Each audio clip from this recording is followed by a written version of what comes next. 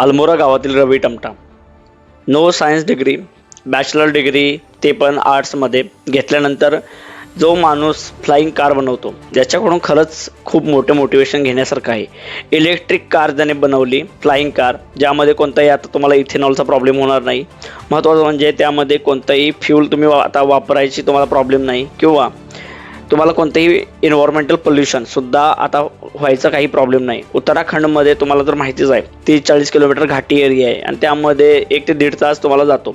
त्यामध्ये तुमचं फ्यूल किंवा तुम्हाला उलट्या होणे किंवा अजून काही प्रॉब्लेम, ॲक्सिडेंटल प्रॉब्लेम होत असतील तर त्याच्यात सगळ्यांचं सोल्युशन आता भेटलेलं आहे.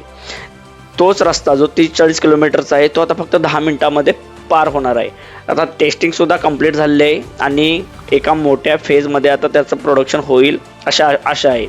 आता महत्त्वाचं म्हणजे 20 वर्षाचा ज्यावेळी तो होता 2014 साली त्याने हेलिकॉप्टर बनवलं होतं.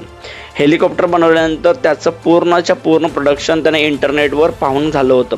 त्यानंतर ॲडमिनिस्ट्रेशन जे आहे त्यांनी कोणतीही परमिशन दिली नाही आणि ते आता त्याच्या गावामध्ये तसंच आहे.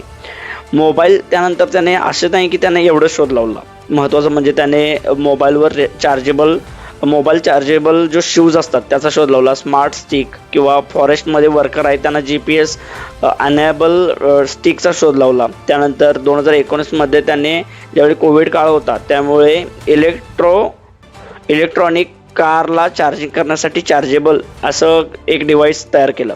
आता त्याला जे CM आहेत उत्तराखंडचे आणि एव्हिएशन मिनिस्टर आहेत त्यांनी त्यांचं कौतुकसुद्धा केलं. आता मला आशा आहे की त्याला गव्हर्नमेंटकडून फंडिंग भेटेल आणि त्याचं महत्त्वाचं म्हणजे ह्या फ्लाइंग कारचं प्रोडक्शन चालू होईल.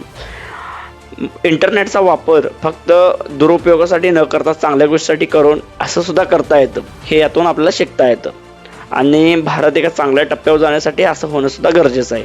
तुम्हाला काय वाटतं मला कमेंट सेक्शनमध्ये नक्की सांगा. नवीन भेटू अशाच एका चांगल्या रिसर्चवर. खूप खूप धन्यवाद.